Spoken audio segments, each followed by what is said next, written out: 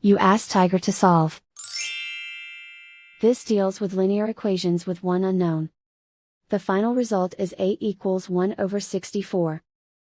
Let's solve it step by step. Swap sides. Isolate the A. Multiply both sides by 4A. Expand the parentheses. Multiply the coefficients.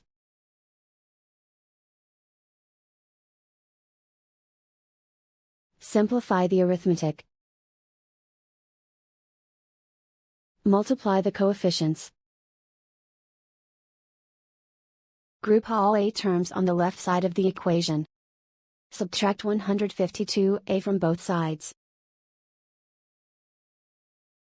Group like terms. Simplify the arithmetic.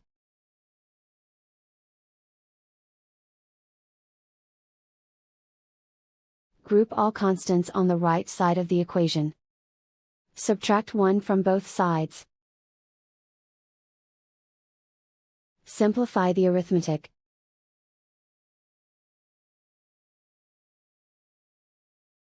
Isolate the A. Divide both sides by -64. Cancel out the negatives. Simplify the fraction. Cancel out the negatives. And so the final result is A equals 1 over 64.